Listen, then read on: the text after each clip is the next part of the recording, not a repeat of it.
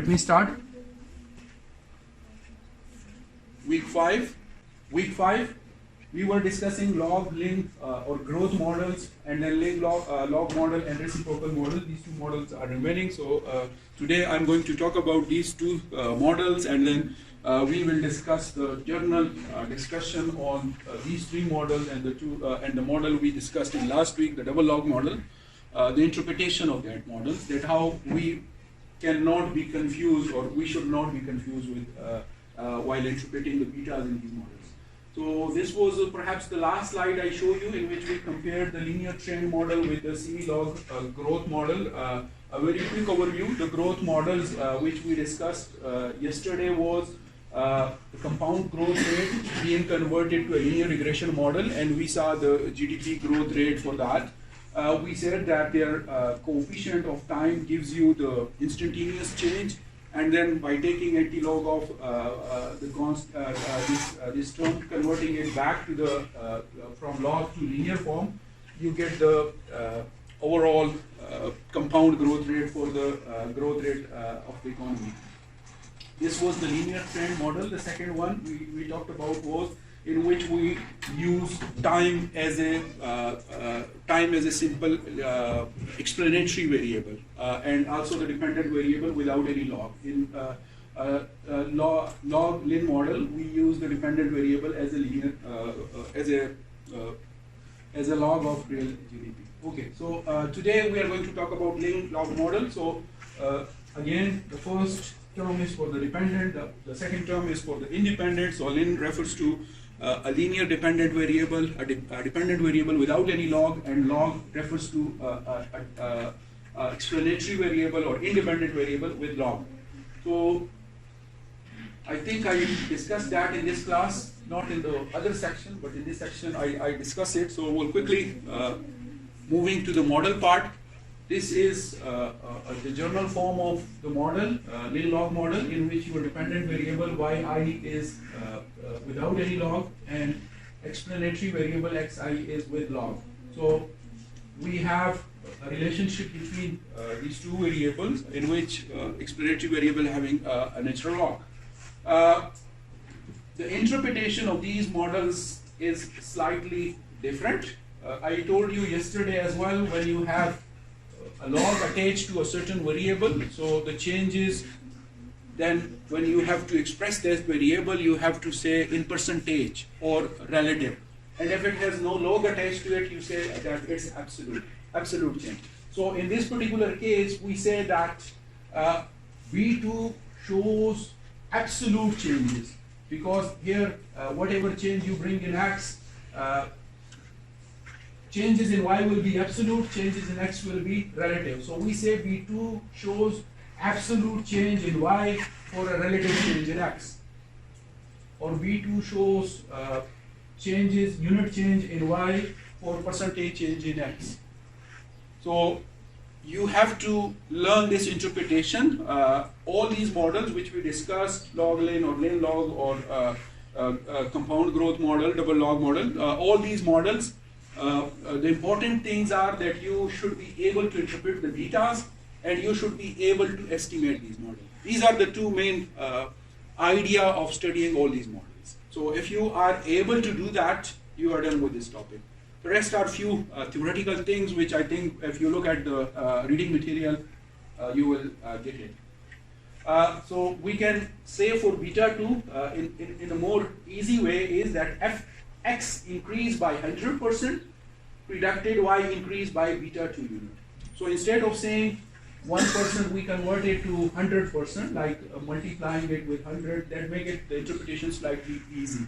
If you use 1% term, then if this coefficient is very small, this interpretation wouldn't make sense to you. So instead of using 1% change and units change, we say 100% change. So that make it a bit easy for us. We will see that when we do the example.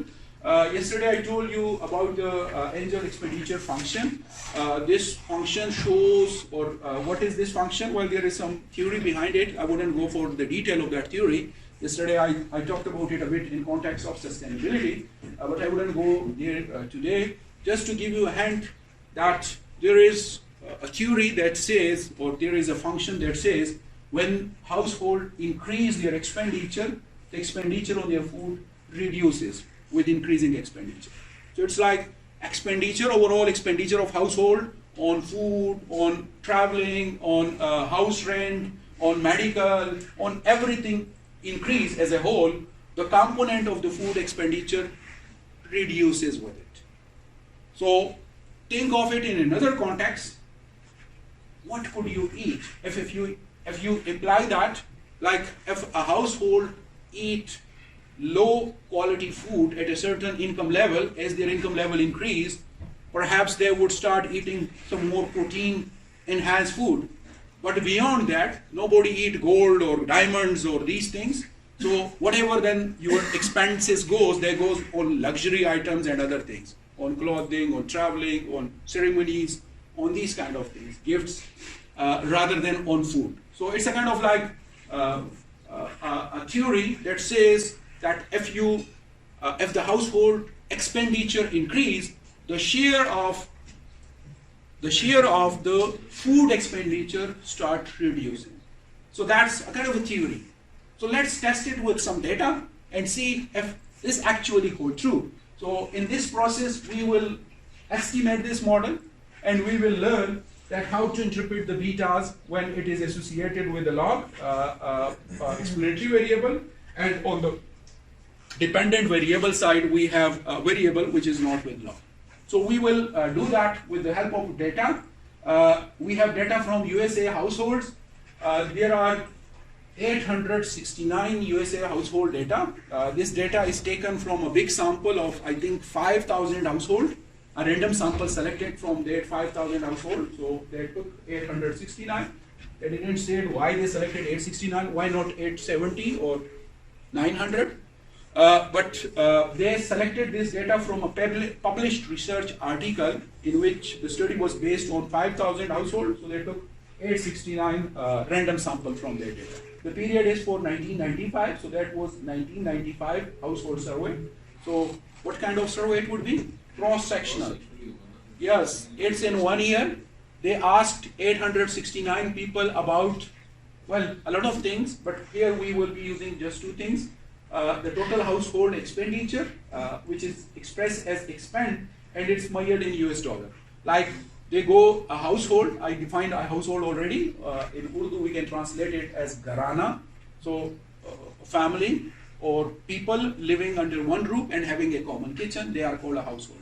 So one big house which has two kitchen on upper portion and lower portion, so there would be two households in that particular big home.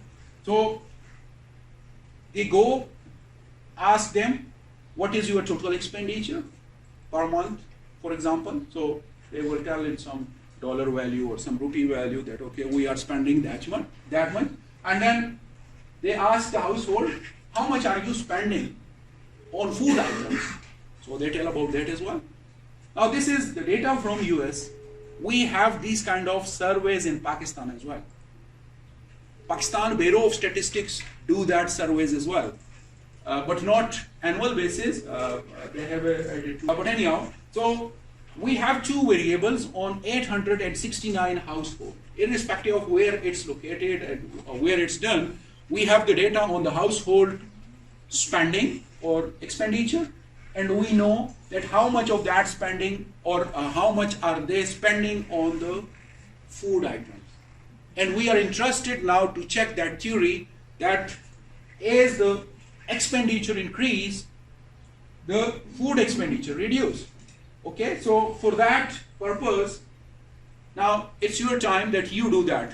Check that theory rather than me. I will give you some hint. This is the theory. The share of expenditure on food decreases as the total expenditure increases.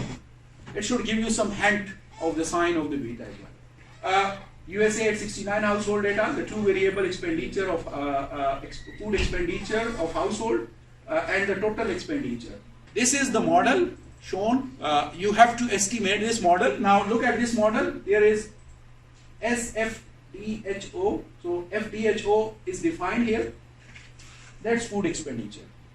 S is for the share of food expenditure. So share of food expenditure is equal to beta 1 plus beta 2 log of or ln of expenditure plus the error term. You have to estimate this model. Now, the difference is that the variables you are getting is, it was very easy for me to add one more variable, but I want you people to do that yourself, to create these variables by yourself so that you learn the other functionalities of Eviews as well. By the end of this course, you should be familiar up to good extent with the Eviews software. So you have to regress share of food expenditure on log of expenditure. So you have to run this model and obviously then save the result, and we discuss the output. Now, the variables are without log and without share. So think over it, how to create share of food expenditure and total expenditure. So you divide the food expenditure over total expenditure, so you get the portion of the food expenditure and total expenditure. So what for creating that variable, what you have to do? You go to the generate series, object generate series, you define the new variable SFDHO should be equal to FDHO slash or divided by the expend. So you get a variable, a new variable which shows the share of the food expenditure and total expenditure. Similarly, you generate a new variable with log and then you regress it. In this short video, I'm going to tell you how we can estimate Lin-Log model using Eviews. So Lin-Log model in general form is presented here. As you can see that in Lin-Log model, the dependent variable is without log in linear form and the independent variable is with log or ln form. So the x variable being independent is in ln form. That's the reason it's called Lin-Log model. I'm going to apply this to a theory, an economic theory that says that the share of expenditure on food decreases as the total expenditure of the household increases. This is a theory. I'm not going to go the background of this theory. All I have to do is that I am modeling this kind of statement into the Lin-Log model, and I'm going to check this using USA 869 household data. There are two variables in this model. One is food expenditure, that's FDHO, and the other is total expenditure. Both are the household expenditure data, and I'm going to estimate SFDHO, that shows the share of food expenditure of the household. I'm going to regress that on the ln of expenditure, that's the total expenditure of the households. Now afterward we can focus on the interpretation part as well. So let me switch to my Eviews and let me show you how to do that in Eviews.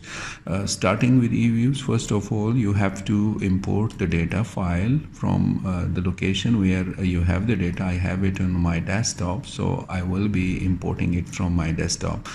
Once I have the data, I can see that there are two variables: share of household food expenditure, household food expenditure and total expenditure. So I import it as a standard procedure, and I can see in my work file there are two files. I check it, counter check it that the data has been imported correctly. This is the food expenditure of the household.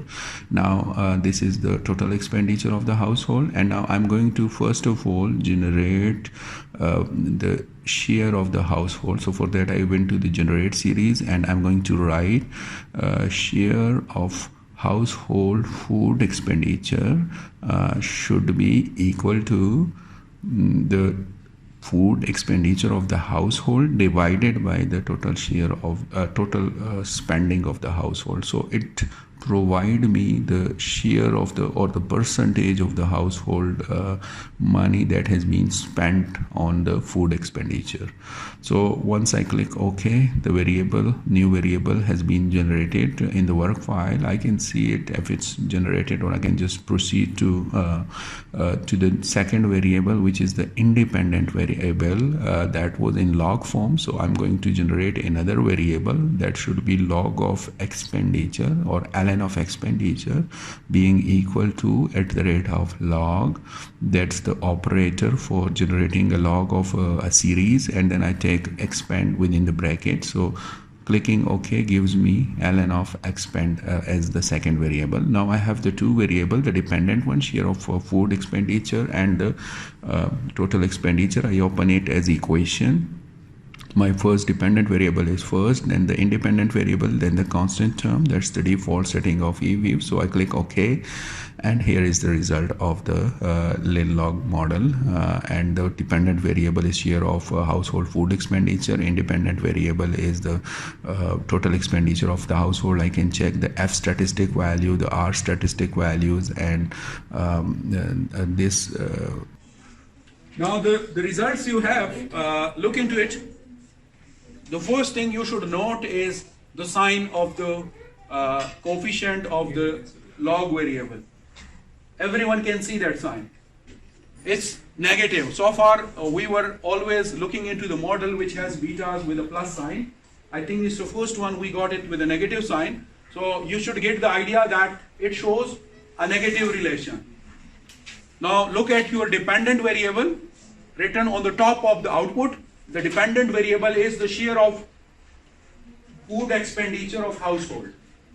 So food of house expenditure is negatively linked with the total expenditure. So that theory part which we were interested in to know that the share of food expenditure when one thing increased, the other decreased. So the negative relation is there. So you got that component.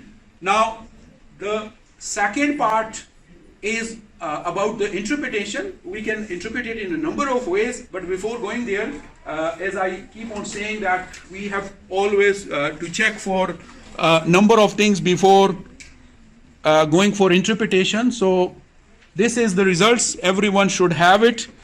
I believe all of you should have that. So you should look for same standard procedure, F statistic, T statistics, R square value. ये चीजें clear है, so not going to spend more time on it. Going to this coefficient part, when I was telling you the theory, I told you that you have to look at the variable. If it's attached with a log, that variable change in percentages, and the other one change in absolute term. So one way of interpreting the coefficient of ln expenditure is that you say if total expenditure increase by 100%, the share of food expenditure will decrease by 0.077%. So I convert it to percentage by multiplying it by 100. So for time being, ignore this interpretation. Look at the lower interpretation. It's like if total expenditure increase by 1%, the share of the food expenditure will decrease by that much percentage. So the book which we are following, the Gujarati book by example, Econometrics by example, that book recommend that it's more easy to interpret these model when you multiply beta 2 coefficient with 100 and then express the other variable in terms of percentage. This is the two graphs created through Eviews. It's long ago when I was using Eviews, by some trial and error, I was able to generate the exactly same graphs which are given in the textbook. The first graph, here it's expenditure, and here it's on the x-axis is expenditure, on the y-axis you have the share of food expenditure. The first thing you should note is the kind of relationship among these two variables. So this shows a negative relation between these two variables.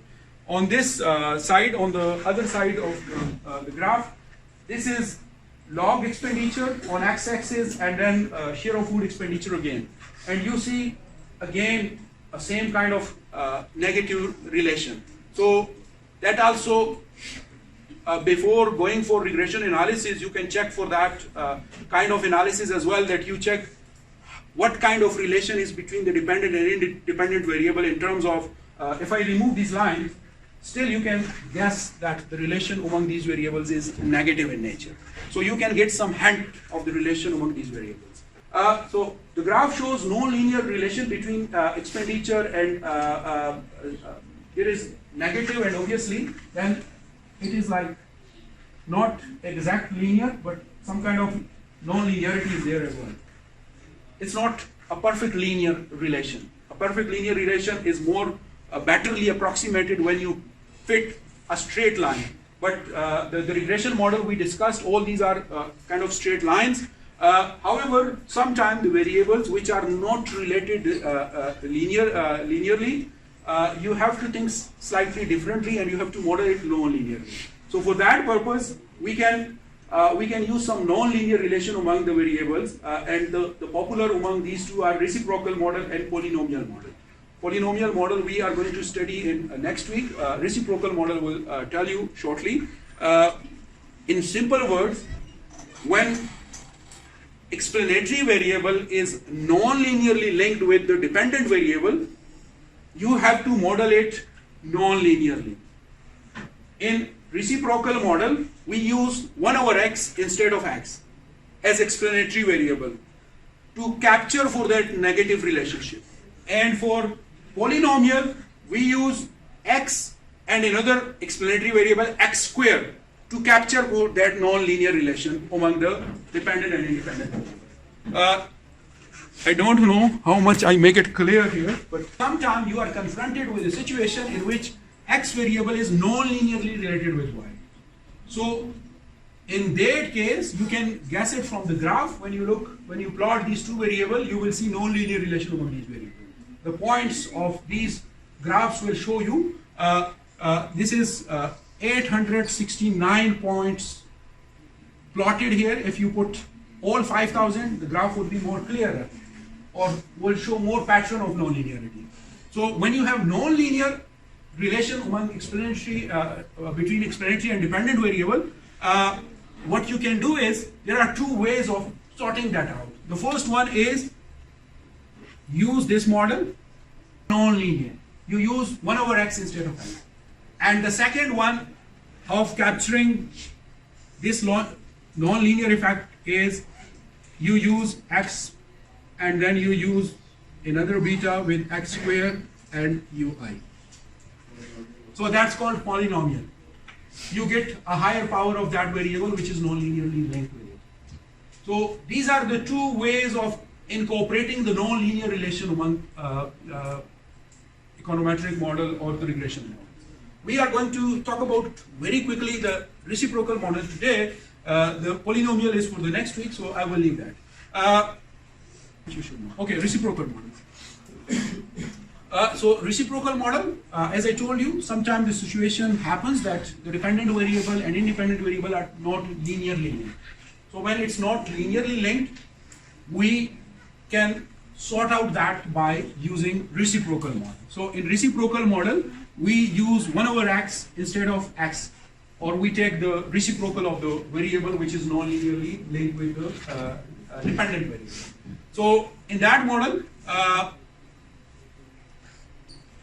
now you should link it with the assumption of OLS. That OLS assumption says that the model should be linear, but linear in parameter. If we take 1 over x, it's still linear in parameter, but it's non-linear in x variable. So the assumption is still there. The assumption is not violated of OLS. We still can use OLS without having any issue. So ये चीज याद रखें, when we say that OLS assumption is violated and we can't use OLS, it doesn't mean that OLS cannot be applied as far as practice is concerned. You can still get the data, you can still run the OLS model, you can still get the table with all this R square and all this value. The only problem will be you can't trust that results. Whenever certain assumption is violated, it has some consequences for that table you get. So when the violation happens, something is wrong with your result. All this will have implication for whatever you are suggesting, proposing as a policy or testing a theory. So for that reason, we are concerned with having all the assumptions being met before trusting our result. We are just looking into running the model and getting the data and getting the interpretation. At a later stage, we will be looking at these violations as well. The interpretation for beta 1 and beta 2, slightly a few things which you can keep in mind.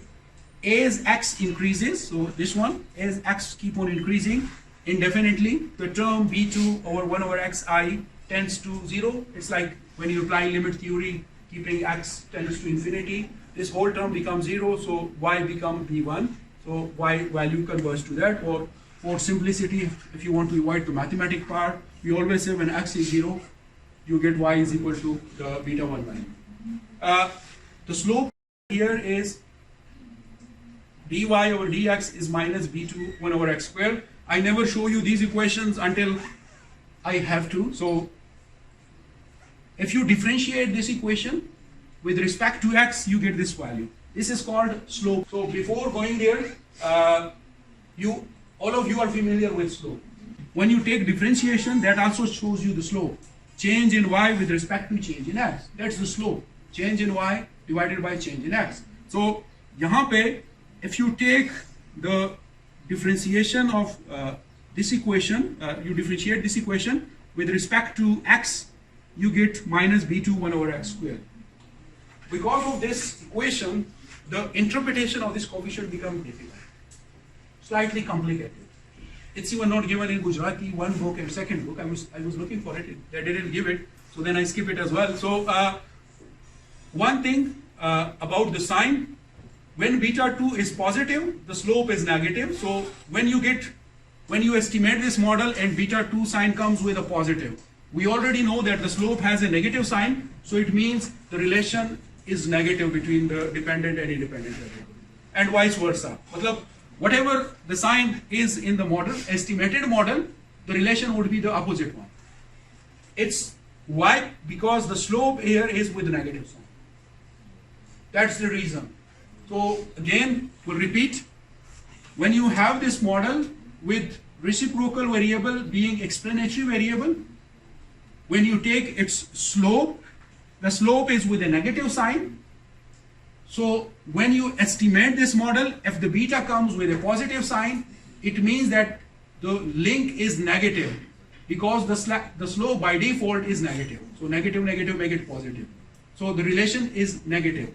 We are not going for, this model doesn't give more than that. So the only thing you have to know about the beta here is that the relation between this variable 1 over xi and yi, it would be the opposite of whatever the sign beta you get in the estimation. Let me show you, that should make it more clear.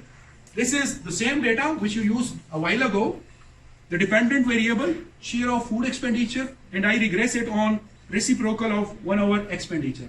I generate a new variable, 1 over x, equal to this variable equal to 1 over x. So a नया variable generate हुआ, and then I run the model, dependent variable, share of food expenditure, independent variable, this reciprocal, and when I estimated it, so I got this coefficient 133.338. So now this coefficient is positive.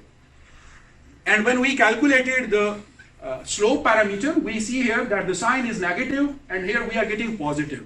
So it should give us the hint that the relation between these two variables is negative. Okay? So the interpretation is the reverse of whatever sign you get in the beta in your results. So the slope coefficient is positive, suggesting that the rate of change in share of food expenditure with respect to total expenditure will be negative throughout the sample or throughout the data you are using. This model doesn't give more than that information. I told you that there are two ways of modeling non-linear relation among the explanatory variable and dependent variable. One is the reciprocal method, which I just show you. The other one is adding the square. The square model are better in terms of interpretation. It gives you more info. We will see that tomorrow in next class, so I wouldn't go there. One more thing which I want to cover in today's class, which I wanted to cover today class, was this term. I'm sure after having these 4 or 5 models which we have studied, double log, log Lin, Lin-Log model, exponential growth model, and now this reciprocal model, all these models, now you should be confused how to interpret. Someone will be taking percentage change, and unit change, and all this. So there should be some confusion. So I can give you some hints for that. So these are the 5 models which we studied in last 3 lectures. We started with a linear model in which both the variables are without any log. Then we went for double log model. We took 2 variables both in log form. Then we went to log Lin and Lin-Log model with either dependent variable or explanatory variable in log, and the other one not in log form. And then we finally moved to the reciprocal model. So it's obvious, every model beta coefficient has a different interpretation. And as I told you earlier, at this stage, all you have to know is, that's obvious, OLS method, their assumption and all that, but as far as this chapter is concerned, you should be able to estimate these models using Eviews. You should be able to know the interpretation of these models. You should be able to tell that if this coefficient is in some model, what is the interpretation of that? Or if this coefficient is in some model, what is the interpretation of that? So you should know that. So there are obviously natural reasons that you will be getting confused with that. So whenever it's a linear form model without any log, straight away you should get it unit change, or absolute change. So the first model is gone. Or all the variable without log is gone. You should be very clear. Without log, it's absolute change. Then obviously the counterpart is log form. Whenever you get a log form, that variable will be changing in relative term or in percentage change. So if there is a log of x, so x is going to change in percentage or in relative term. If it's a log of y, y is going to change in percentage or in relative term. And if it's without, so it would be in absolute. Then two more concepts. One is slope. I already told you, for any model, if you want to calculate a slope, which shows you the change in one variable, the dependent variable with respect to one of the explanatory variable, that tells you the slope. So we may be interested in slope, for example, in the model which I just did here on the board of the reciprocal model, in which we were interested in the slope, so we can differentiate this entire model with respect to this variable x, because I'm interested to interpret that. Let's say I have either, this is x1, and I have one more variable, b3 and x2. So let's say I'm interested in effect of x on y. So then I will differentiate this model with respect to x2, keeping this one constant. We call this partial effect or partial derivative. When you have more than one explanatory variable, so you get partial effects. So with this long statement, all I wanted to say, whenever you are interested to see the change of one explanatory variable in the dependent variable, all you have to do is to take the slope of that model. That give you the hint that what is that parameters telling you. I will show you shortly how this works for the whole models. The third part is the elasticities. In economics, we are very much interested in the elasticities. I hope you are familiar with the price elasticity of demand. If I put it numerically, elasticity of demand is equal to percentage change in quantity demanded divided by percentage change in prices. This is elasticity of demand. A very straightforward concept. You start from demand theory, which says change in price bring opposite change in quantity demand, keeping other thing constant. Then you say that elasticity tells you if I change the price by certain percentage, by a specific percentage there will be a change in the quantity demand. Or it's a kind of like you quantify the demand through elasticity, the law of demand through elasticity of demand. We can write this equation, normally we write it as and change in prices divided by prices. That's how we used to write it. Check your microeconomics books, you will see that change in quantity demand is written as change in quantity demanded. That's the quantity demand earlier and later, you take the difference and you divide it by original value, initial value. Percentage change आप इसी तरह find करते हैं. Similarly, you do it for the prices. If I rewrite this equation, I can write this as a, everyone will agree on that as well. Now, if I write a regression model, quantity demand is function of prices. This is the dependent variable, this is the independent variable. अब अगर मैं इसको slope parameter को देखूं, what does the slope says? Change in x, change in y with respect to change in x. Look at this. What is this? The one I circled. That's change in dependent variable with change in x variable. So that's beta 2 and p over q. So you quantify that law of demand through elasticity, or the elasticity you get in economics when you say the elasticity of demand for price elasticity of demand for something is 0.5. You are referring to this. You say this is the demand curve. Everyone is familiar with that. And you say, although the slope of this demand curve is not changing, but the elasticity of the demand on this is changing. Why we are saying that? Because the slope is represented by B2. So B2 is there, but elasticity depends on the ratio of price and quantity. So if you take a point here, the price and quantity ratio at this point would be different than the price quantity ratio at point B. So that's why we say when you move along the demand curve, the elasticity keep on changing, although the slope of the demand curve remains the same.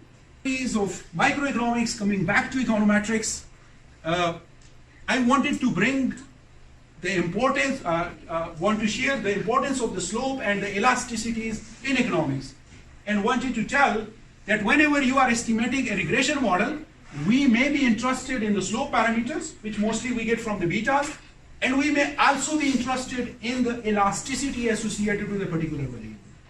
Just like here in this case, I explained it for the demand. So, the textbook which we are using did it for all the models. So these are the all models which we have: the linear model, the double log model, the log Lin model, the Lin-Log model, and the reciprocal model. So if you have to estimate a slope for any of these models, let's say I want to estimate the slope for this model for beta 2, all I have to do is to take differentiation of this model with respect to x, as I did a while ago. So for reciprocal, so you can do it for the linear regression model, beta 2. So beta 2 is the slope of linear regression model. What will we get? Can anyone differentiate that? That's slightly complex. Because there is two things. Double log model, I hope it's visible. Double log model, you want to take its differentiation. I'm not going to give you a lesson on differentiation, but you know that when you take a differentiation of a function with a log or ln, what is it equal to? 1 over ln. ठीक है, 1 over that particular variable. So अगर हम इसका differentiation करते हैं with respect to x, what it will give me? ln of y, या इसको इस तरह करें. If I write this, ln of y d by dx, 1 over y and you take again the differentiation of that particular variable. So you get a term dy over dx as well. And what about b1?